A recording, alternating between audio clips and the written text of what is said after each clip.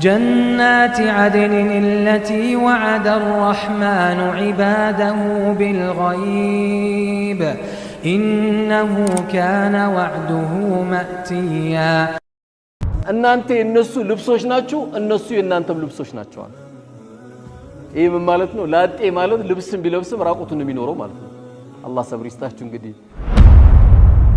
በድንቁርናው ዘመን እዚህ ደረጃ ነበር የሚያደርሷት የፈለገ ሰው በፈለገው ሰዓት ግንኙነት ያደርጋት ነበር ነገር ግን እስላም ከሰጣት ደግሞ ትልቁ ጸጋ ሴት ልጅ የሰው ልጅ እንደው ርስቄን ባዘንብለት አለ ጥጋቡ አይቻልም ማለት ጥጋቡ አይቻልም ማለት በቃ ዳሃን ሁሉ ይረግጥ ነበር ዳሃን ሁሉ በመኪና ነው የሚገጨው በቃ አንድ 4 ሚሊዮን ብር ይደርስ ይችላል ወላታ 4 ሚሊዮን ብር ባል መሆን አይችልም የሴት ልጅን አይብ የሚሰጥረው ጠቅላይ ሚኒስቴር ስለሆነች አይደለም ሴት ልጅ አይቧን የሚሸፍነው ባል ነው ዛሬ የኢትዮጵያ ሙሉ ዳዕዋ ያዙት የመስጊድ ግንባታ ያዙት የቲም እንክብካቤ ያዙት መድረሳን ያዙት ሴቶች ናቸው ወባድ ወዳባቶች ወንድሞች እናቶች እህቶች በመጀመሪያ ሰላም አለይኩም ወራህመቱላሂ ወበረካቱ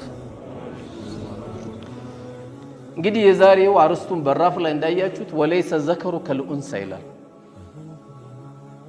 ይሄን ንግግር የተናገረችው የእናታችን መርየም ወይም ማርያም አላህ ሰላሙን ያወርድባትና የሷ እናት ነበረች ማርያምን ወይ መርየምን ያረገዘችው እናት ምኞቷ የነበረው ወንድ ልጅ እንዲወለድላት ነበር ነገር ግን የተወለደችው መርየም ስትሆን ወኢኒ ሰመይቱሃ መርየም ብላ እናትየው ስም አወጣችላት በቃ እኔ መርየም ብያታለሁ ልጄን ብላ ስም አወጣችላት እናትየው ግን የተናገረችው ወለይዘ ዘከሩ ከልኡንሳ እንደው አላህ እንዲያገለግል ነበር የፈለኩት ወደ ፈጣሪውን የሚያገለግል ባሪያ እንዲሆን ፈለኩኝ ነገር ግን አልሆነልኝም ማለችና ወለይሰ ዘከሩ ከልኡንሳ ነች ሴት ልጅ እንደ ወንድ ልጅ አይደለም ማለች ነገር ግን ያው መርየም ማናት የሚለው ግን እናትየው ብቻ እንደጠረጠረችው ሳይሆን ከምንም በላይ የምድራችን ሞዴል ተብላ የምትጠራው በተለይ ለሙስሊሙም የሆነ ነን ሙስሊም ለሆነ ሁሉ ትልቅ ምሳሌ የምትባለው እናታችን መርየም ወይም የኢየሱስ ወይም የኢሳ አለይሂ ሰላም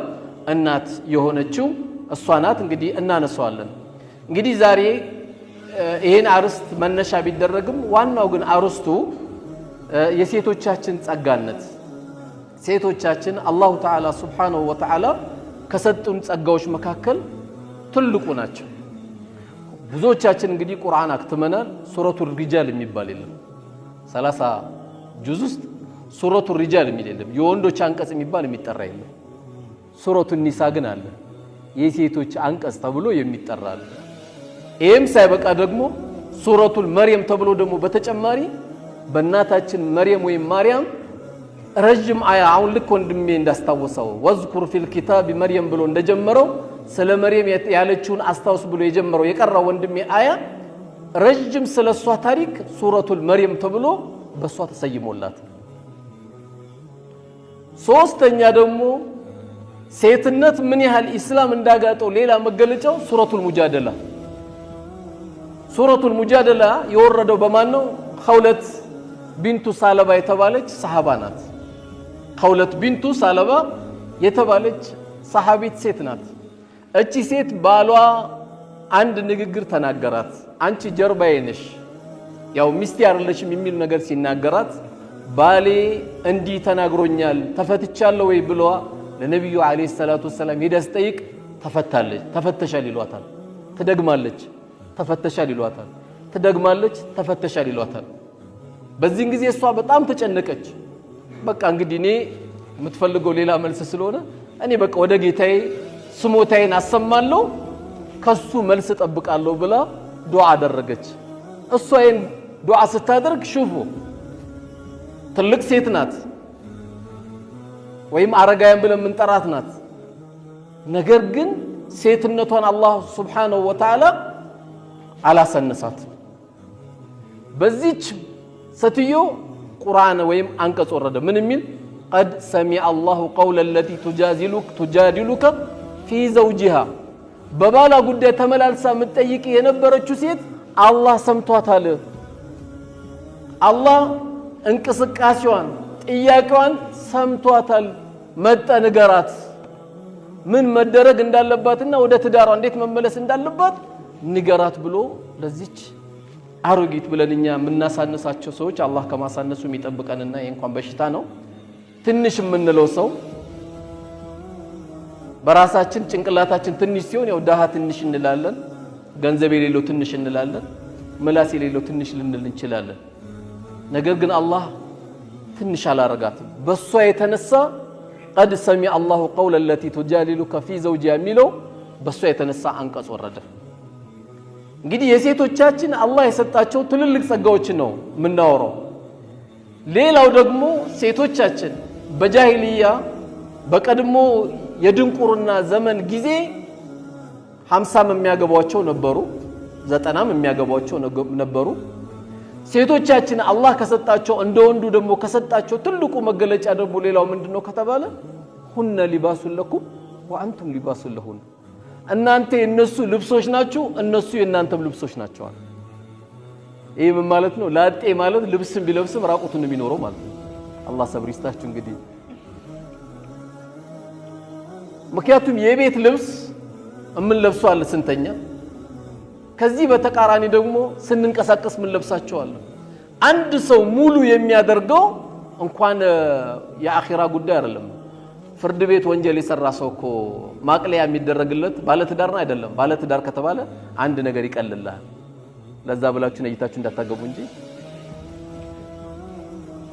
በብዙ ሂደት ልጅ ያለው የለውም በማህበረሰቡ የሚቀንስል ነገሮች አሉ ለዚህ ነው ዑለሞች ከዚህ ቀደም የነበሩ ሰዎች ኒካ ካላሰረ ራሱ ለምስክርነት አይበቃም ይላሉ ለምን አቅሉ ሙሉ አይደለም ይላሉ ከቱም ያቺንም ሲያይ ነው የሚለው እቺንም ሲያይ ነው የሚለው አልተረጋገም በቃ ያየ ሁሉ የሆነ ውበቷም ቆንጆ ያልሆነ ሴት ካየ ሁሉ በቃ ኑረል አይን ነው የምትመስለው ስላላገባ ነው እኮ የትክክለኛ ኖርማል መልኳም ቢያይኮ ጉር ነው የሚፈለው ዑለሞቹ ግን ይሄን አህል አቅሉ ሙሉ ስላልሆነ ካላገባ ለምስክርነት እንደሚቸገርና ትክክለኛው ላይመልስ ይችላሉ ብሎ ለምስክርነት እንኳን ይከለክሉት ነበር ሴቶቻችን ሌላ አላህ Subhanahu Wa Ta'ala ከሰጣቸው ትልቁ ጸጋ ደግሞ ምንድነው ወንዶች መልካም ነገር በሚሰሩበት አጅር ሴቶችም ያገኛሉ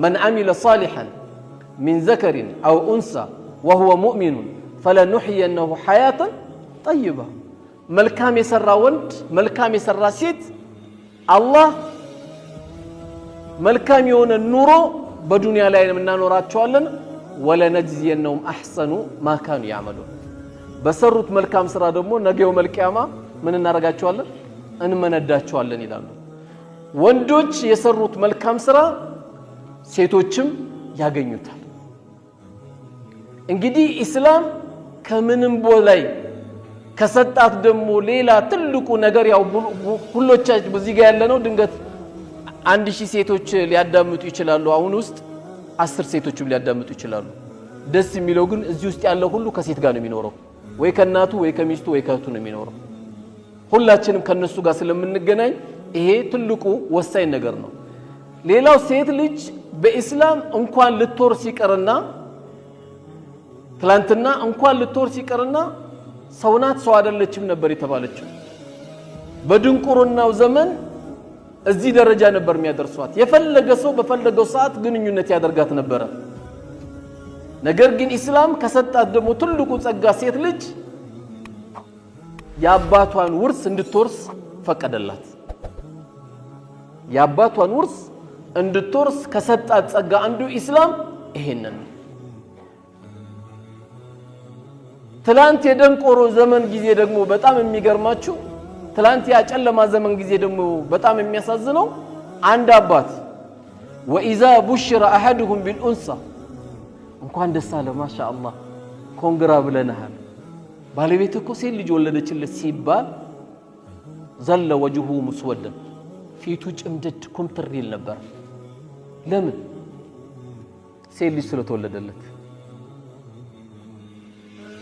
አንዳንዴም እኮ ይሄ ድንቁርና ደግሞ ዛሬም ያለበት ቦታ አለ ሚስቱን የሚያቆርፋለ ምን ሆንክ ሲባል ባካውንም ሴት ወለደች ይላል እና እሷ ዳቦ ቤት ናት እንዴ ባለ 10 ብር ባለ 15 ብር ጠፍጥፈው እንደሚሸጡልን ዳቦ ቤት ተጠፍጥፍ እንዴ ከየት ተጠፍጥፋለች እሷ የምታውቀው ነገር የለም እንደው የሰው ልጅ እኮ ጥጋቡ በጣም ይገርማል። አንዳንዱ ሴት በዛብኝ ይላል፣ አንዳንዱ ወንድ በዛብኝ ይላል፣ አንዳንዱ ደግሞ አዳር ያለቅሳል። ያ ረቢ አንድ ልጅ ከከለከልከኝ 10 ዓመት ሆነ ብሎ ደግሞ የሚያለቅሳል። አንድ ልጅን ፈልጎ ደግሞ ታይላንድ ድረስ ግብጽ ድረስ ህንድ ድረስ ደግሞ የሚሄዳል አንድ ልጅ አጥቶ። ጥጋባችን ለዚህ ነው እኮ አላህ ወለው በሰጠላሁ ሪዝቀን ለኢባዲሂ ለበጋዋል። የሰው ልጅ እንደው ሪዝቄን ባዘንብለት አለ ጥጋቡ አይቻልም ማለት ጥጋቡ አይቻልም ማለት በቃ ደሃን ሁሉ ይረግጥ ነበር። ደሃን ሁሉ በመኪና ነው የሚገጨው። እዚህ ደሃ አልፈልግም እዚህ ሰፈር ደሃ በዛ ይላል። አላህ ቢያዘንብለት አትችለው ኢላ መን ረሒመ ረቢ። አላህ ያዘነለት ወንድሜ ካልሆነ በስተቀር አላህ ያዘነለት እህቴ ካልሆነች በስተቀር ርስቁን አላህ ሲያዘንብለት የሰው ልጅ አይቻልም። ለዚህ ነው እኮ አላህ ያዘብነው ቢሰጠን ስለማንችል። ለምን ከአላህ የበለጠ እውነተኛ ተናጋሪ ስለሌለ። ትላንት ይሄ ነገር ሲነገረው ሁለት ነገር ነው የሚያስበው። ባለቤቴ ሴት ወለደች፣ ሁለት ነገር ያስባል። አንደኛ ልቅበራት ወይስ ልደብቃት? ምን ብዬ ነው እኔ ሴት ልጅ ተወለደልኝ ተብሎ መንደር ላይ የሚወራልኝ ይላል። አላህ ምን አለ? አላ ሳአ ማ ያሕኩሙን። ምን አይነት ፍርድ ነው የሚፈርዱት አለ። ምን አይነት ውሳኔ ነው የሚወስኑት? ሴት ልጅን አላህ ሰጣት። ሴት የሌለበት ቤት ቤት ነው እንዴ? እንደው እውነታው ስንል ሴት የሌለበት ቤት ቤት ነው ወይ? ወጡ ኬት ይጣፍጣል? ቤቱ ለመግባት መቼ ይስብሃል? ይሄን አክል ደረጃዋን አሳንሷት ነበር። ግን ማሰብ ብቻም ሳይሆን ይተገብሩ ነበር። ወይ ገሏታል ወይ ደብቋት ነበር። የሚያሳዝን ፍርድ ነው የፈረዱባት ይላል ነብያችን። ግን ሰለላሁ ዐለይሂ ወሰለም በሐዲሳቸው ምን ብለዋል? አላህ ሱብሓነሁ ወተዓላ ሶስት ሴቶችን የሰጠው ወይም ሁለት ሴቶችን የሰጠው ወይም ሁለት እህቶቹን የተንከባከበ በጥሩ ተርቢያ ያሳደገ ሰው አላህ ለዚህ ሰው ምን አዘጋጅቶለታል አሉ? በእነሱ ምክንያት ጀነት የሚገባ ወይም የገባ ቢሆን እንጂ አሉ። ሁለትም ሰጠው ሶስትም ሰጠው የጀነት መግቢያ ጌጥ ናት ሴት ልጅ። አንተ እስከመቼ ካንተ እጅ ወጥቶ እስክድራቸው ድረስ የዳርካቸው ቀን ስራን ጨርሳል። ሴት ልጅ ማሳደግ ሴት ልጅ መወለድ ከማንም በላይ ለአባት ተጨናቂ፣ ለቤተሰብ ተጨናቂ፣ ለሁሉ ተጨናቂ ሴቶች ናቸው። ወንድ እንደውም ትንሽ ጠንከር ይላል።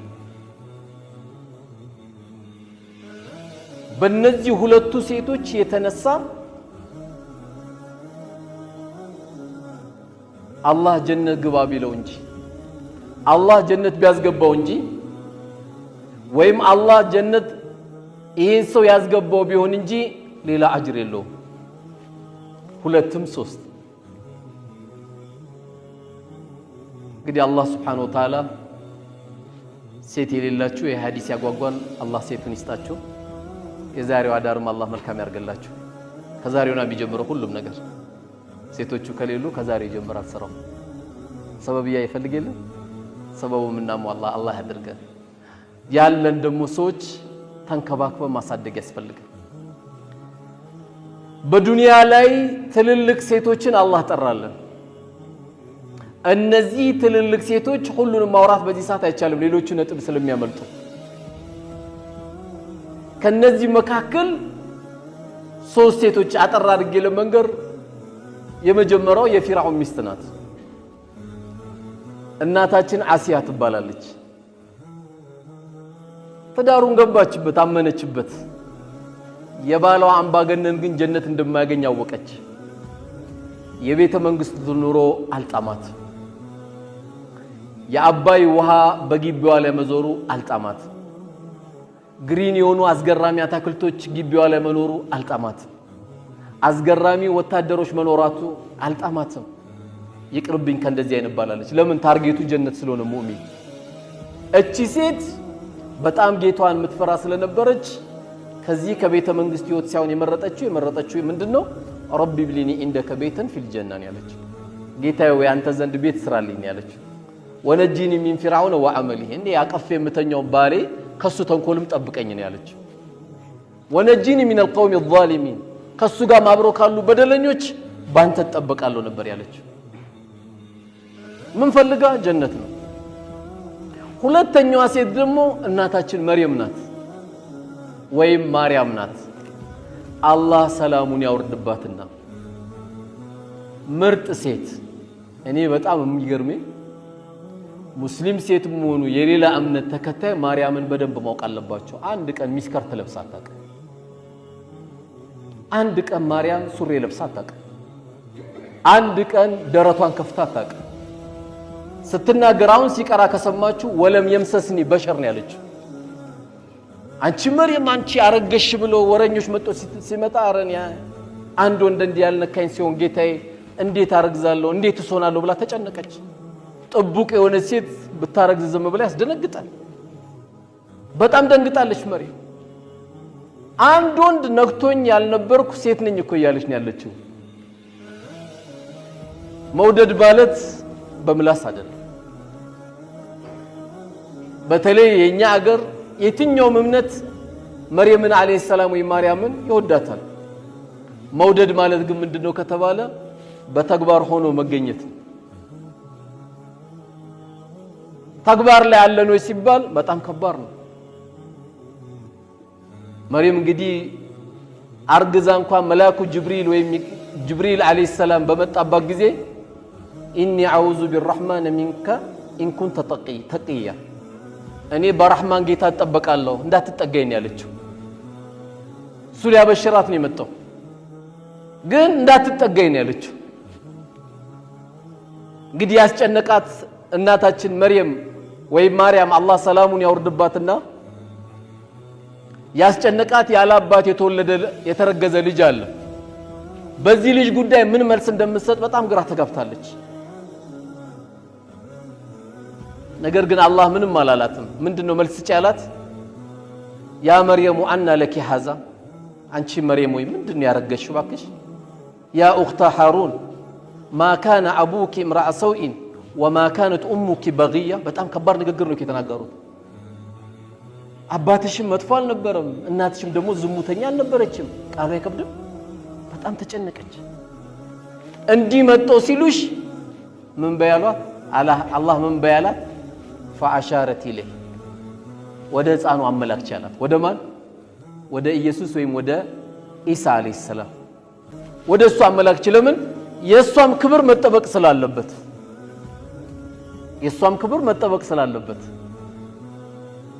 ታዲያ ባንቀልባ ያለ ህፃን ልጅ እንዴት አናግሪትኛለሽ ብለው ሲሏት ምንም አላለችም ብላ ወደ ልጁ ብቻ ነው የምታመላክተው ከዛ ምን አለ ኢየሱስ አለይሂ ሰላም ወይም ኢሳ ኢኒ አብዱላህ ለ እኔ የአላህ ባሪያ ነኝ አታኒ الكتاب መጽሐፍ ሰጥቶኛል ወጀዐለኒ ነብያ ነብይም አድርጎኛል ወጀዐለኒ ሙባረከን አይነማ ኩንቱ የትም በሆን ደግሞ የተባረኩ አድርጎኛል ወአውሳኒ ቢሰላቲ ወዘካት አገርም እንድሰግድም አዞኛል ዘካም እንዳወጣ አዞኛል አለ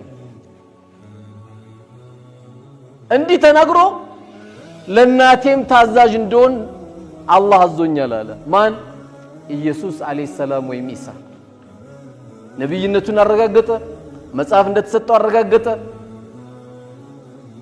ቤቱም ቦታ የተባረከ እንደሆነ አረጋገጠ ሰላት መስገድ እንዳለበት አረጋገጠ ዘካ ማውጣት እንዳለበት አረጋገጠ ይሄን ንግግር ኢሳ አለይሂ ሰላም ተናገረ በልጅነቱ ተናገረ ማን ከወሬዳነ መርየም ዳነች አላህ ክብሯን ጠበቀላት አላህም ደግሞ ድንገት እዚች ጋር ቆም ማለት ይፈልጋልና በህፃንነቱ የተናገረው ኢሳ በኢሳ አፈጣጠር ደግሞ እኛ እንዳንገረም አላህ ምን አለ ኢነ መሰለ ኢሳ ኢንደላሂ ከመሰለ አደም የኢየሱስ ወይም የኢሳ አፈጣጠር እንደ አደም ነው አለ እንደውም የአደም ይገርማል አለ خلقه من تراب كعفر فطروا ثم قال له كن فيكون ሰው ሆነ አለው ሰው ሆነ የአደም ነው እንደም የበለጠ የሚያጅበው ቢያንስ አባቱ አልታወቀም አላሁም ባለው ነውና የተፈጠረው ኢሳ አለይሂ ሰላም ቢያንስ ግን ከሴት ወድ ውስጥ ነው የወጣው አላህ ያፈጣጠር ጉዳይ እንዳይገርማችሁ ለመገረም ከሆነ የማን ይገርማል አለ የአባታችን አደም አለይሂ ሰላም የዛ አፈጣጠር የበለጠ ይገርማል አለ ያው ብዙን ጊዜ ሌሎች የሚሉት ያው የኢሳን አፈጣጠር ይነግሩናል ያው ሙስሊሙ ግን ቀድሞም አላሁ ተዓላ በተከበረው ቃል ይሄንን ነግሮታል እቺ ምርጥ ሴት የነበረችው መርየም ወይም ማርያም መንገድ ላይ ጎረምሶችን የምታስደነግጥ አልነበረም አለባበሷ በጣም ጥቡቅ ሴት ነበረች ምክንያቱም ይሄ ፕሮግራም ዓለም ላይ የሚታይ ፕሮግራም ስለሆነ ማፍቀርና መሆን አጅሩ አንድ አይደለም ትክክለኛ የምትለብሰው የነበረው ልብስ አላህ የፈቀደላት አውራቷን የምትሸፍን ጥቡቅ ሴት የነበረች ብትኖር መርየም ናት አለይሂ ሰላም እቺ ሴት ዱንያ ላይ ጀነት ከተመሰከረላቸው መካከል አንዷ ማን ሆነች መርየም ወይም ማርያም ሆነች የኢየሱስ ወይም የኢሳ አለይሂ ሰላም አላህ ሰላም ያወርድባቸውና በሁለቱም ይሄንን ደረጃ በዱንያ ላይ ሰጧቸው መርየም ይሄን አጅር ያገኘችው በምንድነው በጥቡቅነቷ ነው ጀነት ምትከጅል ምህቴ ጀነትን ማግኘት የምትችለው በጥቡቅነቷ ነው ያም ጎረምሳ ኤም ጎረምሳም የሚጎትታት አልነበረች በጣም ጥቡቅ የነበረች ታላቅ ሴት የነበረች በተለይ ሙስሊሞች በጣም አድርገው ታሪኳን በሱረቱል መርየም በደንብ የምናቀው መርየምን ወይ ማርያምን ማወቅ የሚፈልግ ማንኛውም ሙስሊምም ይሁን ከሙስሊም ውጪ እምነት ያለው ሱረቱል መርየም ወይም የመርየም አንቀጽን በዚሁ አጋጣሚ እንጋብዘዋለን ማለት ነው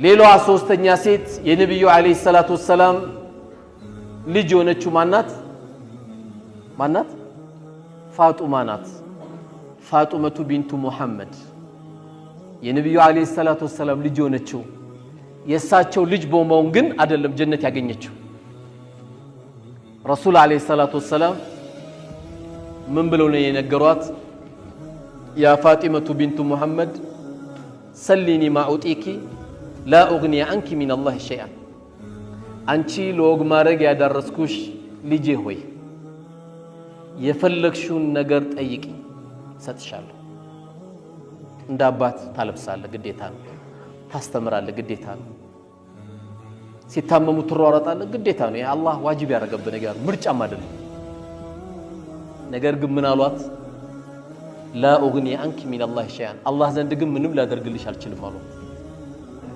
በዚህ ንግግር አይደለም ጀነት የገባችው በሰራችው መልካም ስራ ጀነትን ያገኘችው በዱንያ ላይ ጀነት ከተረጋገጠላቸው ሴቶች መካከል አንዷ ማን ሆነች ፋጢመቱ ቢንቱ ሙሐመድ ሆነች እነዚህ ሴቶች ለምድራችን ላይ ላሉ ሴቶች እህቶቻችን ሞዴሎች ናቸው ወይም ምሳሌዎች ናቸው የኛም ሴቶች እዚህ ውስጥ የመገኘት እድላቸው የሰፋ ነው ይሄ የሚሰፋው ግን የነዚህ ሞዴል ወይም ስራ ተከትለን በመንሄድበት ጊዜ ነው ለዚህም ነብዩ አለይሂ ሰላቱ ወሰለም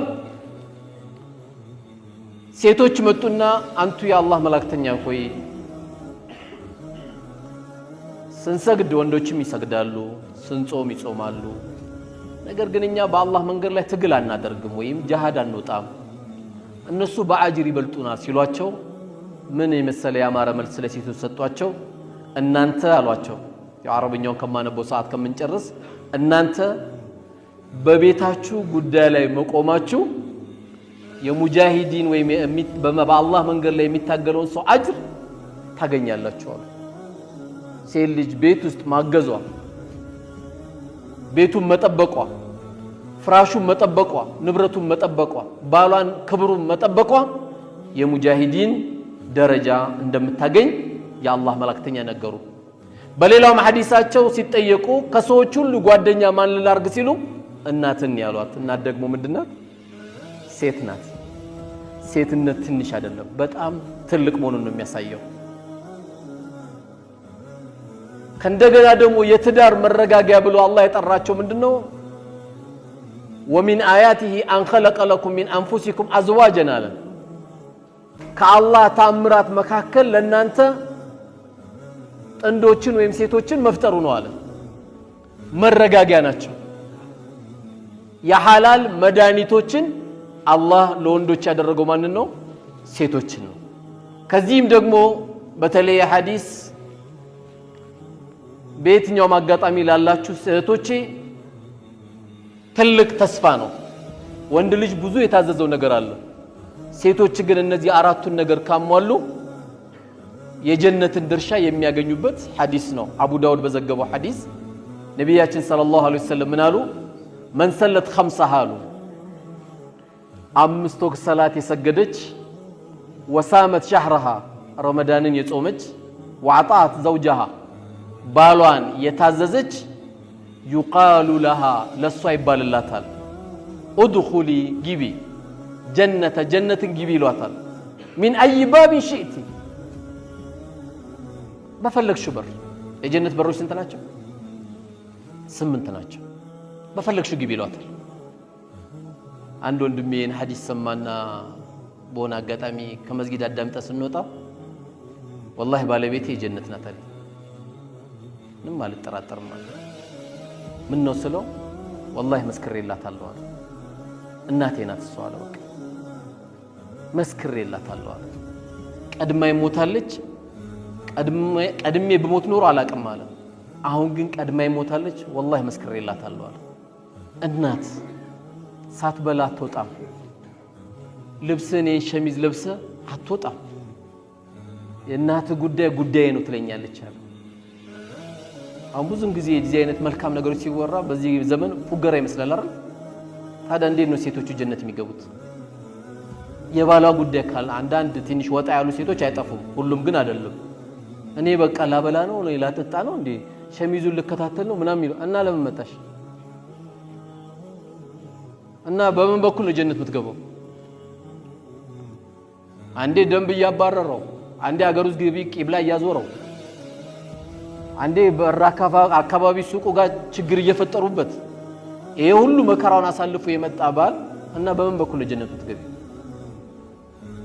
እኔ በቃ ለዚህ ብቻ ነው ማብላት ማጠጣት ማልበስ እና ምንድነው የፈለግሽው አላህ በማብላት በማጠጣት በመخدምሽ ፍራሽ በመጠበቅሽ ጀነት የምታገኝ ከሆነ ከዚህ በለጠ ላንቺ መታደል አለ የለም እኮ መርሐባ በዩ ሴቶች በደንብ አዳምጡ والله እሺ የሚል ነገር ከለመዱ ጀርባቸው ላይ ሺ ነገር ባላችሁ ይሰጣቸዋል አንድ እኮ አይደለም ሺ እሺ ውስጥ ሺ ስላለ ከተኮፈሰች እኩል ምታወራ ከሆነች እሺ የሚል ቃል የሚርቃቸው ከሆነ የመኖር ዋስተናዋ ቤት ውስጥ በጣም ከባድ እሺ ስትል ትገላለች ንብረት ደብቆኝ ምን ደብቆኝ ያሉ ተረት ከማውራት ሌላ የቀረቀረውን ያመጣልሻል አንቺ ብቻ እሺ በይ ሲገባ የራህመት ፊት አሳየው የታምሽተው ነው አታየው በሰላም ነው ሐቢቢ ያመሻልኝ እንጂ ነው የሚጠየቀው ያለበለዚያ እኮ በቃ የማከላዊ ጥያቄ መሰለ ማለት ነው ባልነቱ ራሱ ይጠፋበታል አይ እንኳን አመሻብሽ ዋናው እንኳን አንተ በሰላም መጣልኝ ለምንድን ነው ውሸት የሚለቀስ ዋናው እሱ ቤት በሰላም ገብቶ በሰላም ነው እንዲያመሸው ይባላል ቤት ገብቶ የለም ያው ነገር ስለተፈለገ እንጂ አይባል ጀነት ውድ ናት ጀነት አይደለም ቤተ መንግስት ውድ ነው ዝም ብሎ አይገባም በዛ በኩል ማለፍ ክልክል ነው እስቲ ድረስ ልብ ካለ በራፍ ላይ እግረን ነው ሁለቱም ይሰባብሩ ያ አላህ ጀነትም ውድ ነው እቴ እሺ በዩ ከፍ ነው የምትይው والله ታዘዡ እሺ በዩ ከፍ ነው የምትይው ለዚህ ነው ዑለማዎች ሴቶችን ሲመክሩ 6 ነገሮችን ተጠንቀቁ ይላሉ ሴቶችን አጠር ለማድረግ የመጀመሪያው ስሞታ ማብዛት ስሞታ እንዳታበጂ ብዙ ሰዎች ስሞታ ስታበጂላቸው ምን ይላሉ መጨረሻ በቃ ፍቺ ጠይቅ ይላሉ የሚያገባት አይመስልም አንድ ሰው አያትም መጨረሻ አስጨርሷት ያፋቷታል በቃ አንድ 4 ሚሊዮን ብር ይደርስሻል ይላታል 4 ሚሊዮን ብር ባል መሆን አይችልም የሴት ልጅን አይብ የሚሰጥረው ጠቅላይ ሚኒስቴር ስለሆነች አይደለም ሴት ልጅ አይቧን የሚሸፍነው ባል ነው ባል ምንም ጥርጥር የለው አንተ ቶሎ አኩርፋ ልጅ ከመጣች አፉ በላት ብለህ ሄደው ይዛት ሂድ። እኔ የኛ ዘር እንዴት ይደፈራል አትበል። ምንም ባንተ ዘር ጀነት አትገባ። የልጅን አይብ የሚሸፍነው እሱ ነው። ይዘላት ሂድ። ችግር ካለ አብሽር፣ እኔ እናንተ እናወራለን። ሂጂ። አንድ ቀን እንዳታሳድራት፣ ሞኝ እንዳትሆን። እንዴት እንዲያለች አትበል። ያም ልጅህ ነው። የተቀያየማት ያንተ ልጅ ነው። ሰጣህታ፣ አታዳምጣት። አልተጎዳችም ሐቅ የላትም ግን እያልኩ አይደለም። ግን ትዳሩን ቀለል አናርገው ስለማታገባት። እንግዲህ በኢትዮጵያ ኑሮውን ከባድ ነው። ኑሮና ባል በጣም ተወዷል።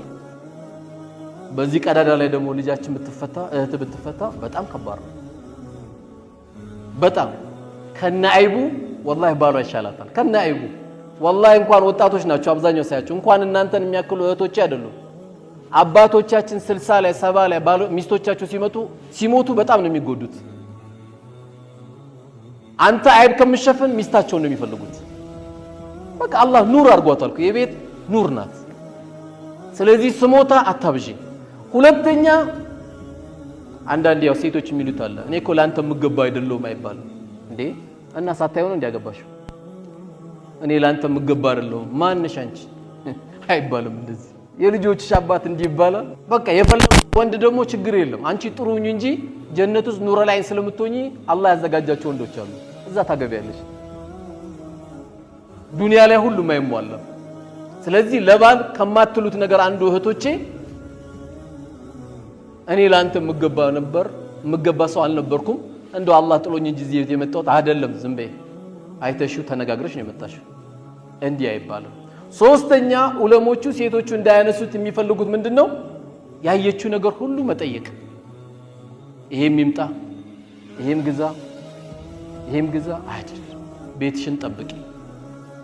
አንቺ እንደው መጨቅጨቅ ያለብሽ ከሩቅም ይሁን ከቅርብ ምቀኛ ቤትሽን የምትጠብቂው በሰደቃ ነው። ቤትሽ የሰደቃ ቤት ይሁን። ሰደቃ ያለበት ቤት ከሩቅም ከቅርብም የሚመጣ ሐሲድ ካለ ሰላሙ ይቀጥላል የቤቱ። ሾው ከምናሳይ በሰደቃ ነው የቤቱ አይብ የሚሸፈን። ሁሌ እየቆለፍን ብቻ ምንገባ እየከፈትን ብቻ ምንወጣ ከሆነ ይሄ ቤቱ አይጠበቅም።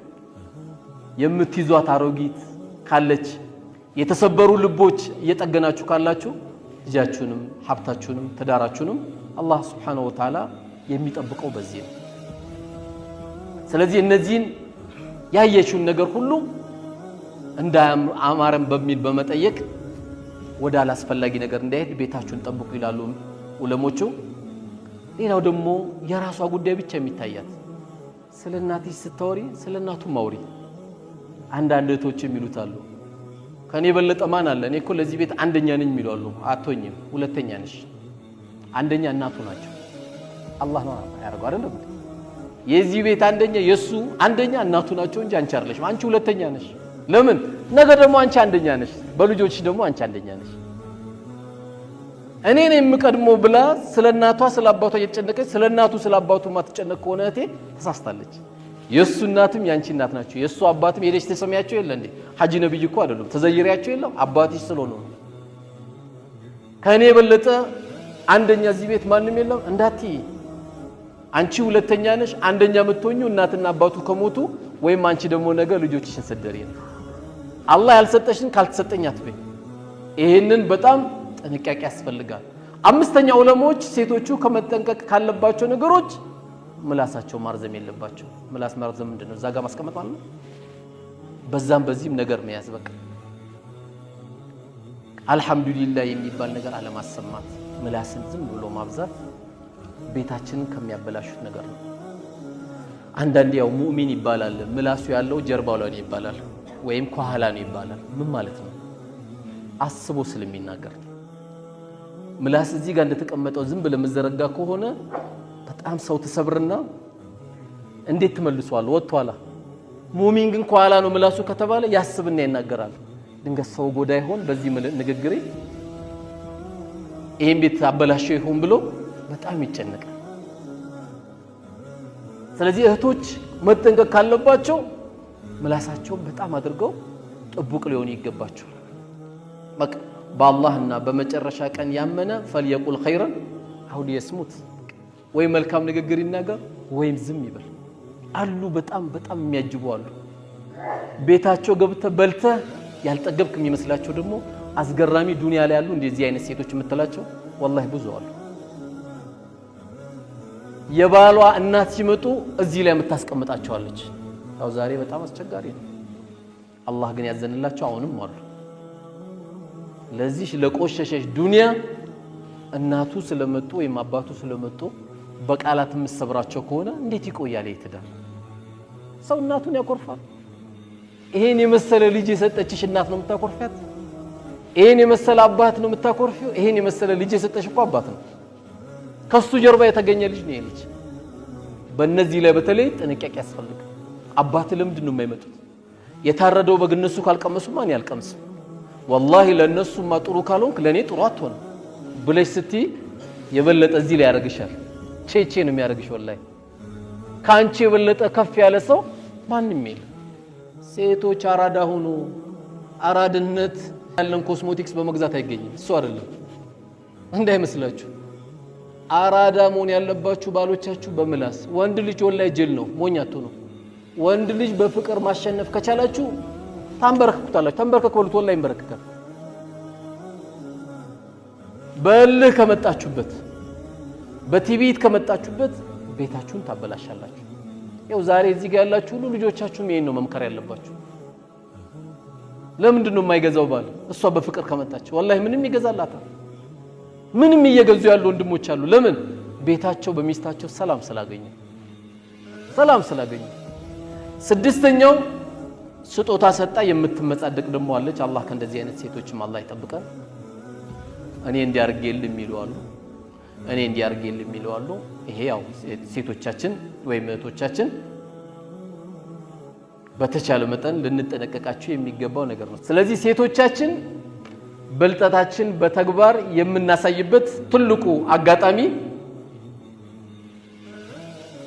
እነዚህ ስድስቱ የተጠቀሱት ባህሪዎች ዑለሞቹም ያመጡት ያን ከላይ የጠቀስናቸው አራቱን ነገሮች ባልን በመታዘዝ መልስ ባለመስጠት መርሐባ በማለት እንደውም አሁን በዚህ ዘመን ዩቲዩብ አለ፣ ዋትስአፕ አለ፣ ቴሌግራም አለ፣ ቴሌቪዥን አለ፣ ምን ይላል። እናቶቻችን እኮ ፊታቸው ደምቶ አባታችን መቷቸው አላህ ይርሐሙ አባቶቻችን መቷቸው ምን ሹሚ ስትባልኮ በሩ መተኝ። ግን የሚገርመው አሊፍን አያውቁም እናቶች። አሊፍ የኔና ያንተ እና ታሪክ ቁጭ ብለው ብነግራቸው ያሳለፉትና ለአባታችን ያላቸው ኢህቲራም ሰጣው የባል ሐቅ የሚባል ኪታብ ቀርቶ አይደለም። ቀርቶ ነው እንዴ? ባል ሰርጋቸውን አይደለም የሚያስቀድሙት። ባሌ የዛሬው ሰርግ ቤት ይከፋል አይከፋው፣ ቤቱ ባዶ ይሆንበታል አይሆንበት።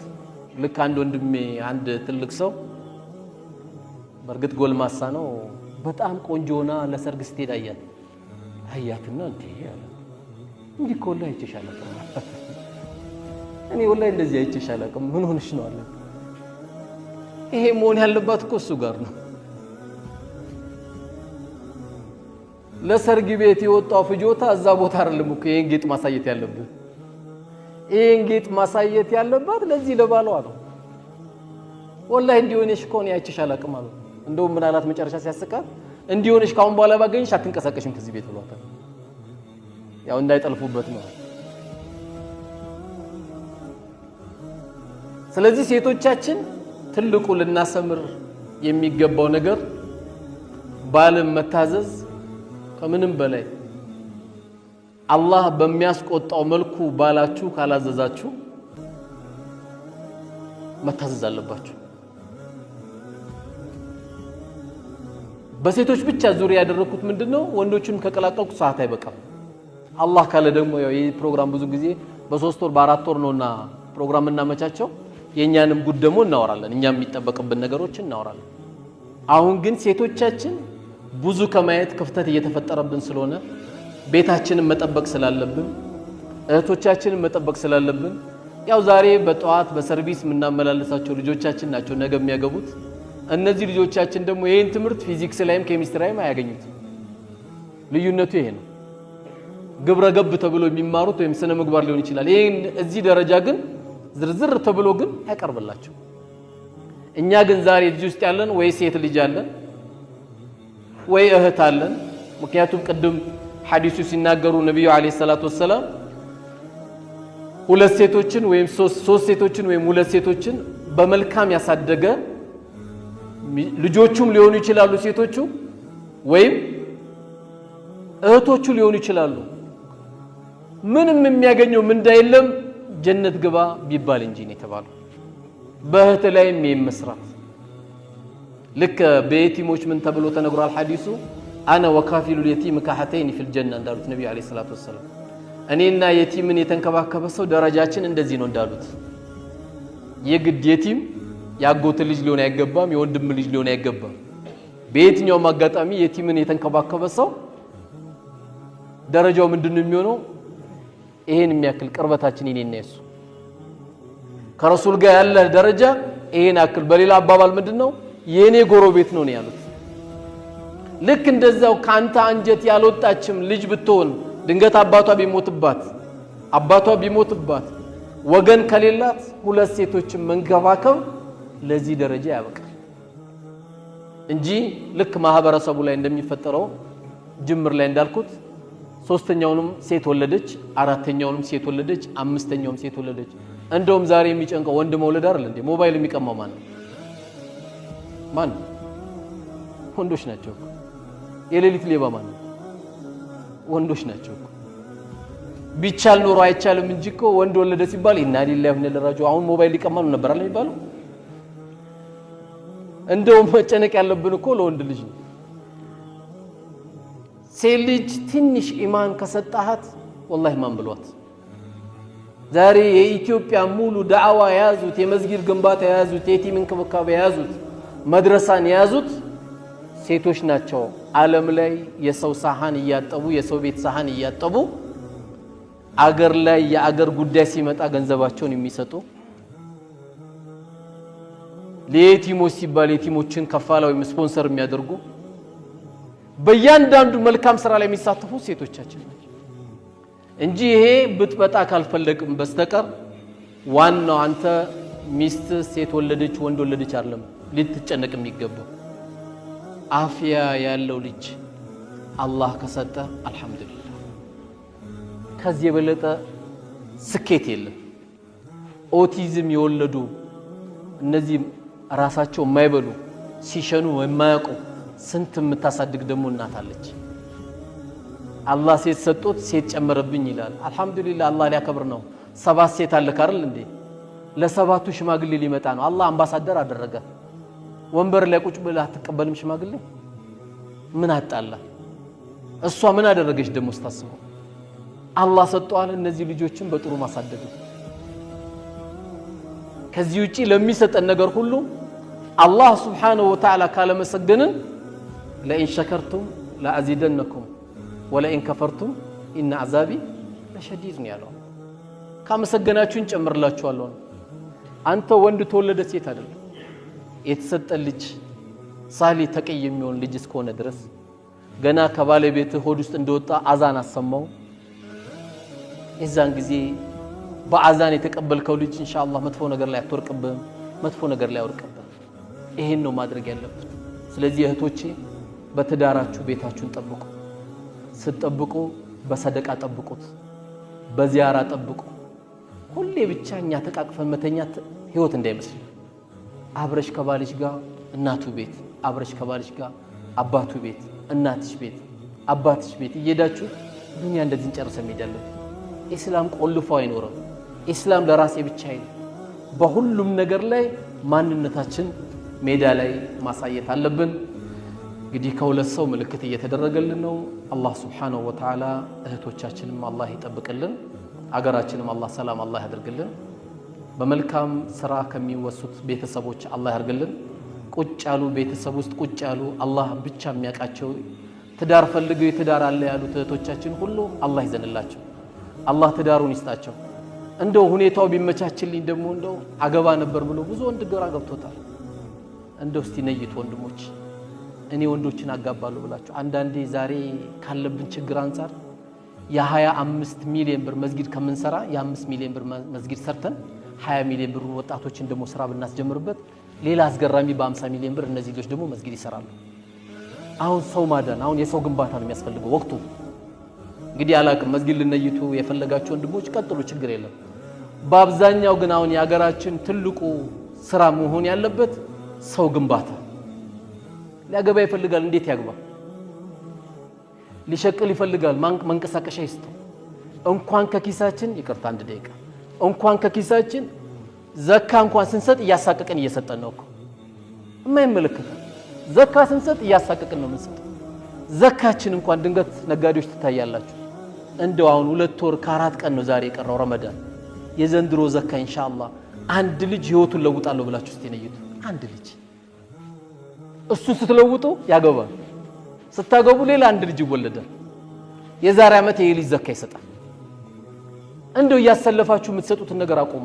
200 ብር 300 ብር ይሄ ምን ማለት ነው? አደራ የዛሬ ዓመትም እንዳጠፋ ከልመና አላህ ያውጣ ያልኩ እኮ እየሰጠው ቢያንስ እዚህ አካባቢ አንድ ሱቅ የሚከፍትበት ሰብስበ አንድ ግማሽ ሚሊዮን ብር ስጠው፣ ሰው ይሆናል።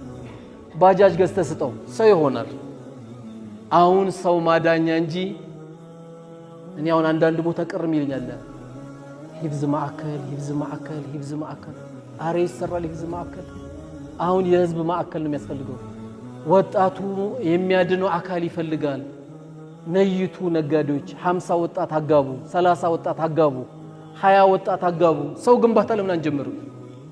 ሰው ከገነባንስ ወላሂ መስጊዱም ቀላል፣ መርከዙም ቀላል፣ ዩኒቨርሲቲውም ቀላል መሰራት ይችላል። ሰው ግንባታ ላይ መሮጥ አለብን። ካልቆምንስ አንተን ነው መጀመሪያ ሃንግ የሚይዝ። በቃ በሎጬ ይቀበላል። እዛ ውስጥ እንዳይመጣ ዛሬ ነው ስራ መስራት ያለብን። እኔ ወላሂ ከልቤ ነው የምናገረው። ሰው ማዳን መጀመር አለብን። በትንሹ በወር 15 ብር ካለ ተቀማጭ 7000 ብር ካለ 2000 ብር ለሆነ አሮጊት አስቤዛ ገዝተህ ስጣቸው። ስራ የቀዘቀዘበት ሰራተኛ ካለ አስቤዛ ገዝተህ ስጠው። ኢስላም ሰው ግንባታ ነው የሚያስቀድም። እኛ የሁሉ ሰው ከተገነባ ወላሂ በመቶ ብር አስገራሚ መድረሳዎችን እንከፍታለን፣ አስገራሚ መስጊዶችን እንሰራለን። የሰው ግንባታ ላይ እናስቀድም።